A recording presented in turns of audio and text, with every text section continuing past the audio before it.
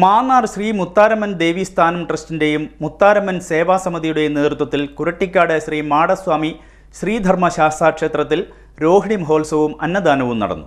ക്ഷേത്രമേൽശാന്തി കൃഷ്ണശർമ്മ മുഖ്യ കാർമ്മികത്വം വഹിച്ചു. മാന്നാർ ശ്രീ മുത്താരമ്മൻ ദേവസ്ഥാനം ട്രസ്റ്റിന്റെയും മുത്താരമ്മൻ സേവാസമിതിയുടെയും നേതൃത്വത്തിൽ കുരട്ടിക്കാട് ശ്രീ മാടസ്വാമി ശ്രീധർമ്മശാസ്താ ക്ഷേത്രത്തിൽ രോഹിണി മഹോത്സവവും അന്നദാനവും നടത്തി.